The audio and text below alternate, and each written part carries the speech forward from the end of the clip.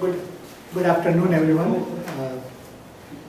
It's a privilege to be here to have an interactive discussion on the scheme or the method of payment, the direct benefit transfer (DBT) that the government has proposed as a way to distribute various types of subsidy programs.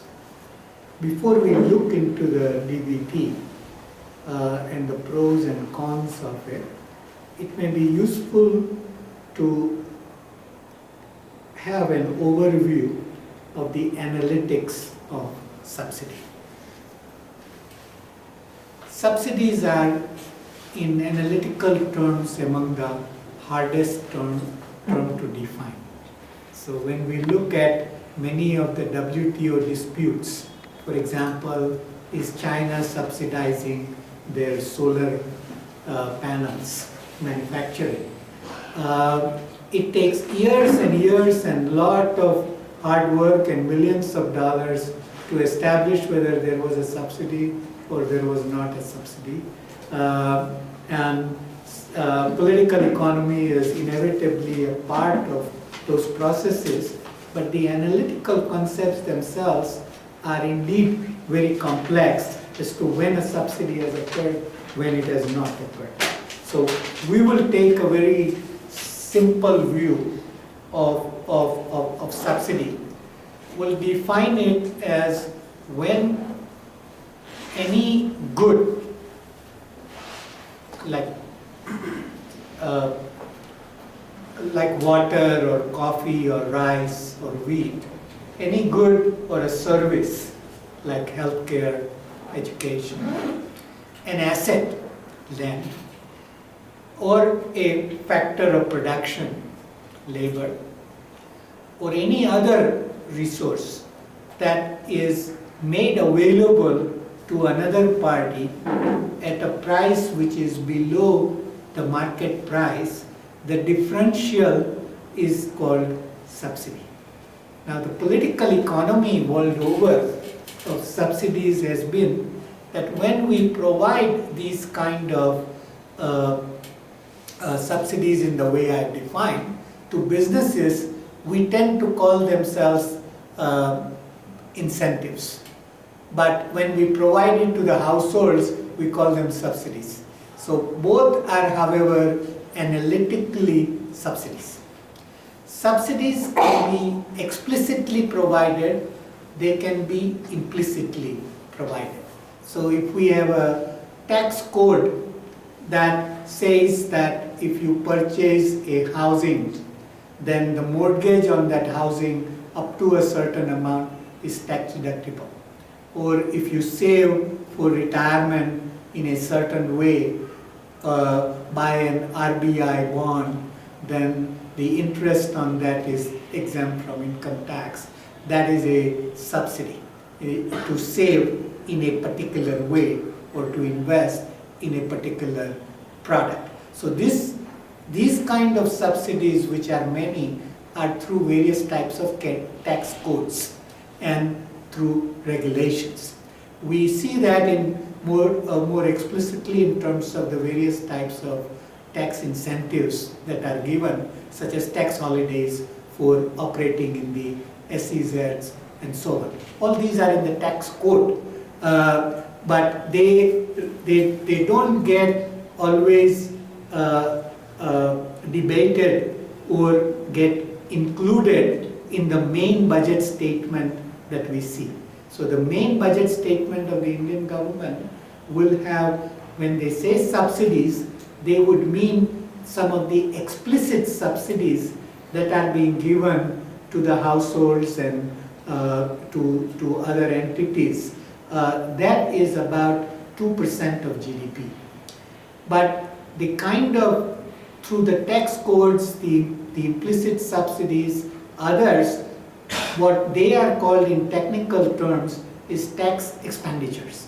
These, that is, you are trying to do the function of government expenditure through taxes. And tax expenditure are listed under a separate document in the budget. So we can easily go to Indian government budgets and find tax expenditure, at least at the central government level. There are a lot of tax expenditure at the state government level. At the central government level, tax expenditures are roughly 10% of GDP.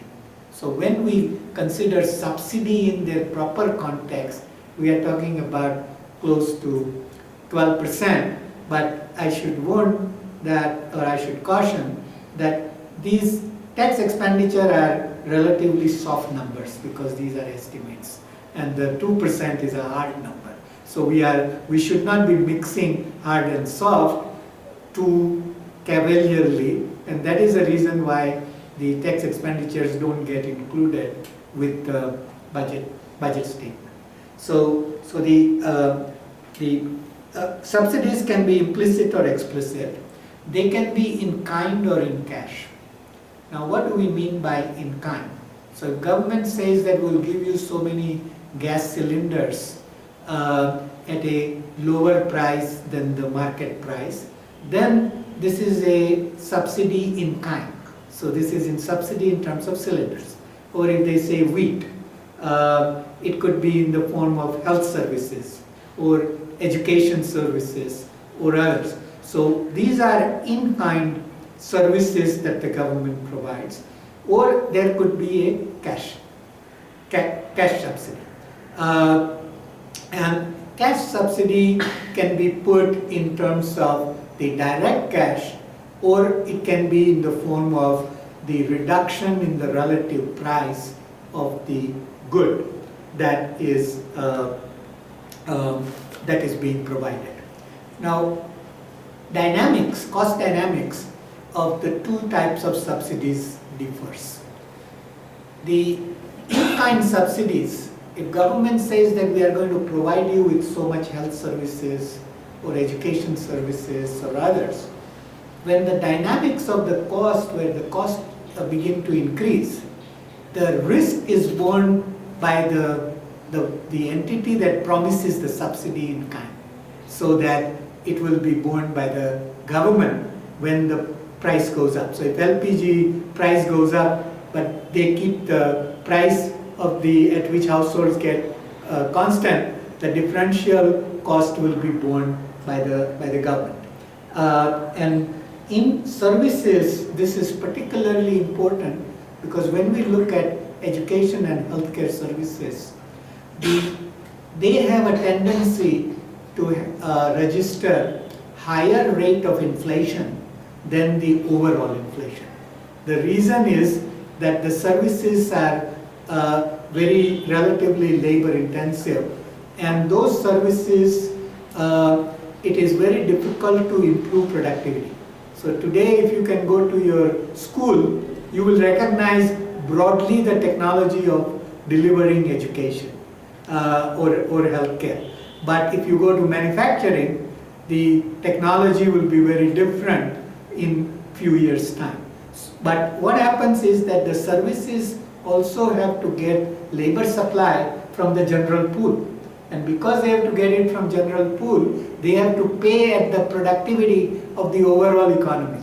And therefore, per unit costs have a tendency to rise. So we can close our eyes and say the postal services, healthcare services, the education services, their per unit cost will continue to increase. And often, particularly for the healthcare, in a situation like ours, where we are having two sets of transitions. One is that we are moving from communicable diseases to lifestyle diseases. And lifestyle diseases don't kill as much, but they are very expensive to treat.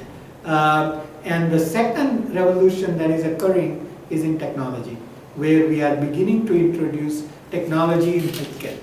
Now, healthcare happens to be one sector where technology doesn't really reduce the cost the way it does in other areas, in all cases. So the healthcare expenditures can increase faster. So when the services are provided And a lot of government recent policies have been towards promising right to this, right to food, right to education, right to other types of services, health services. That is going to have the cost dynamics which has not been figured in. And that's going to have a huge fiscal implications in the future and reduce our future flexibility in terms of the fiscal system. So a lot of young people, yours, tax rupees for the future have already been spoken for by the way the this kind of subsidies have been designed.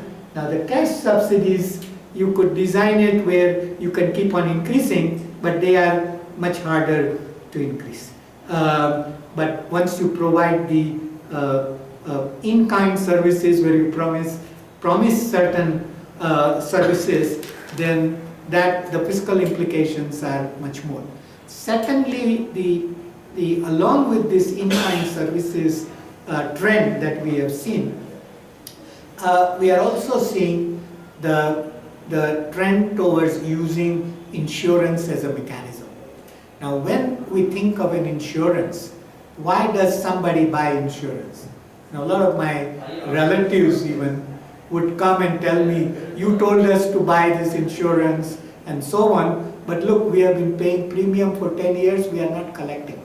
So I said, chalo mandir mein chalenge, puja karenge ki aap collect nahi kar rahe ho. Why? Because it's obvious with the life insurance, if you are collecting, you are dead. Or somebody else is collecting on you. Or with the motor vehicle insurance, if you are collecting, that means you haven't been in a car accident, or health, or property, or others. So the idea of what the insurance does, and this is not always well understood, is that what the insurance does is that it smoothens your wealth when the event occurs or doesn't occur. So if I pay premium with certainty for a event which has got the same expected value, then I will pay that premium with the assurance that if the event were to occur, my wealth is protected because insurance companies will pay. Now what is happening is many government programs are without looking at the long-term insurance liabilities and the way the insurance market is likely to evolve. They have set up promises that we will give you this much insurance and so on, but they have not really factored in the what the premium income will be, what the investment income will be, and whether the long-term assets and liabilities will match. And this is where there is the opposite effect of longer life. People are living longer, Indians are living longer. By the way, by 2050, the single largest population cohort in India will be women 70 years plus. And the second largest cohort will be men 70 years plus. So two sort of mindsets that we have right now, that we are a young country and we are an agricultural country, both of them are going to go away in the next 2 to 3 decades. Majority of the population will be urban. We will be among the most rapidly aging societies. Now when you have an aging society, the cost of life insurance goes down because life insurance pays when you are dead. So you are not dying, you are living longer, and so the cost must go down. But what happens to the cost of pensions and healthcare? It goes up because of many civil servants already are collecting pensions for more number of years than they have served.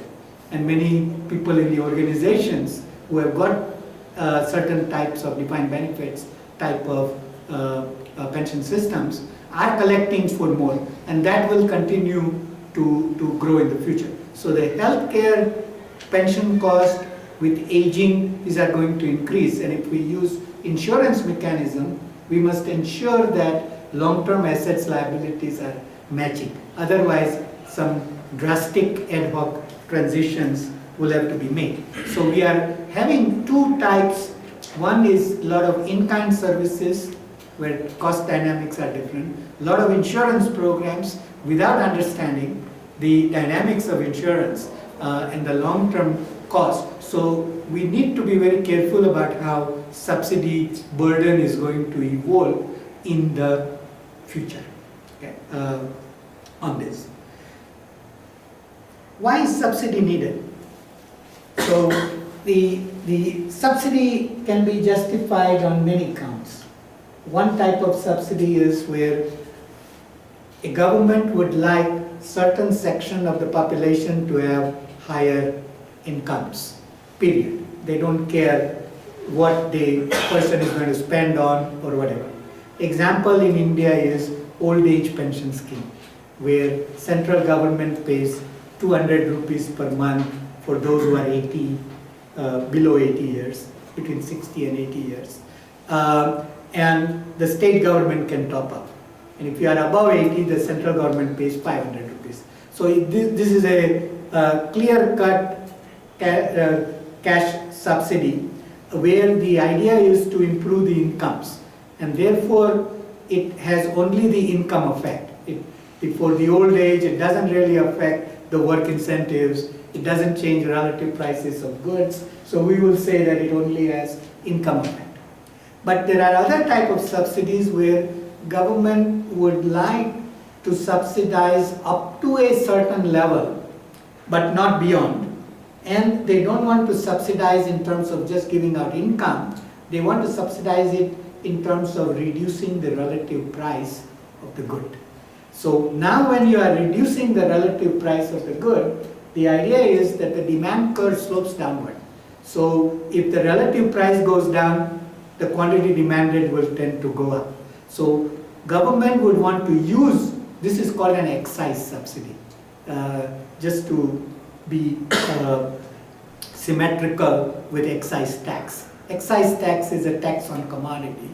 Excise subsidy is a negative tax on a particular good, service or activity. And so it is called an excise subsidy, which has got an income effect and a substitution effect. And that makes sense if there are positive externalities. Subsidy must be commensurate with positive externalities, not go beyond that if the idea is to improve to address the market failure and to improve the resource allocation. So one reason is to improve incomes, where you give basically cash subsidy out of the budget. Second is to address the positive externalities and you provide subsidy. Now what that implies in design is that the subsidy must be commensurate with the positive externality. So, but what happens in a lot of political economy discussions or public policy discussions is all that will be asserted is, for example, that higher education has positive externalities, positive benefits for the society. And then any amount of subsidy is justified on the basis of that. That's not the right economically an appropriate way to reason. The subsidy must be commensurate with the extent of positive externality. Now for many, the subsidies, when would the subsidies be program be successful? As it turns out, for many, the subsidy program will be successful when it is no longer needed. So if you have government agencies that argue year after year that our subsidy program is successful, whether it is fertilizer subsidy or kerosene subsidy or other subsidies, that our programs are successful, more people are coming into it, give us more money, that means that what they are arguing is that their objectives are not being met. Okay? The ultimate objective, like take the MGNREGA scheme, the Mahatma Gandhi Rural Employment Guarantee Program. Now, in this case, the fact that we need that kind of program, even if we can establish a strong case for it, is itself a sign of failure. And to have more and more people under MGNREGA is sign of further failure. So the success of MGNREGA should be measured by when we don't need it. So what would an economist ask about subsidies? The economist would ask that we have a certain objective that we want to achieve with subsidy. We are spending a certain amount of resources for that subsidy. Can we use the same resources in some other way and achieve better outcomes or better objectives in a more efficient way than what we are doing now? So if we take MGNREGA, the government has so far spent about 150,000 crores. Okay. So the question then would be, could we have spent 150,000 crores the way that we have spent in a better way to realize the same objectives that the MGNREGA has? And what happens in many public policy discussions is that the emphasis is on a scheme. But scheme is not something that would give us the right answers in terms of good public policies. What we want to focus is on objectives. And there are different type of schemes that are designed to meet certain objectives. And whether we have to combine all of them together to see how the objective is met, how we could use it better. Now the corollary of that is that when the public policy discussion has taken place, we have tended to look at each scheme and the beneficiaries. So think about, in the Indian context, the use of the term BPL, the below poverty line families. We know that there have been difficulties in actually defining who the BPL are. But the thing is that if you got many different schemes, each is targeted at BPL, the combined effect of those subsidies is going to be quite major on the BPL family.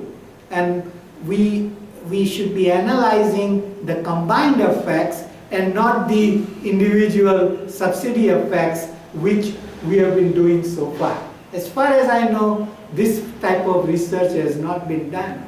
And I would like to encourage those who are working on public policy issues to try to take up this particular area for research. Okay, let me very briefly now say what are the major factors we would look at in analyzing subsidies. First is the design. Now, because design sets what the incentive structures are. The design sets whether we are going to look at or what would be the demand and supply factors. A simple way of economic reasoning is that demand and supply are two blades of a scissor. You cannot cut something with one blade with a lot of difficulty. You need both demand and supply to be calibrated. So for example, in the case of food security bill, proposed food security bill, if demand for food goes up, or if another type of scheme, demand for healthcare goes up, but the supply is relatively constant, what we will get is the sectoral inflation in food or healthcare or education. If education supply doesn't go up, but the demand is suddenly increased. This is the problem with many of the insurance schemes, where insurance schemes work on increasing demand, but there is not enough emphasis on increasing the supply. So the calibration. So how you design it. So in the case of MGNREGA, for example, the explicit design is that this is targeted at unskilled people. Now if you target it at unskilled people, that is fine, provided the design is such that it gives them skills. But if you say that only unskilled and only unskilled labor with no capital should be producing infrastructure or whatever, that infrastructure will be by definition of poor quality, because we all know that the Marxist theory of value has been theory of value in terms of labor producing all the value has long been discredited. All factors jointly combined produce value, and therefore if you don't combine them optimally, you are not going to get result, and certainly not with unskilled labor, with no capital, and which was the design. So the design is very important. Second is the target group. Now, the more complicated you make the criteria about who gets it, the more information we need. And one of the issues that we have in India is that our database is extremely weak. We do not know very much about where the intended beneficiaries are, how to identify them, how to ensure the integrity of the process of identifying them, and how to find out when these people don't need any subsidy. So if we have an old age pension scheme, then when a person dies, this pension should stop. But if you don't have a good death registration system, then the pension will be drawn even when people are no longer there. So now if that kind of scheme is done, the complementary reforms that are needed and complementary strengthening in record keeping, in data, others, that should go in hand in hand, or we are not going to get the benefits of the subsidy. So in the terms of the target groups, we have type 1 and type 2 errors, where one type of error is that you include those people which should not be there. So if the BPL cards are not really done on a very scientific basis, and even if they are done for this particular point in time, we know that people will come and go out of poverty, okay, over time, because poverty is a dynamic thing. Nobody remains poor or slightly above poverty all the time. They will come and go. So how do we identify them? So now if we give BPL to somebody as status for a long number of years, we would be including some of those who don't really deserve it. Or if they get the BPL card for when they don't deserve that BPL card, the subsidy will become redundant.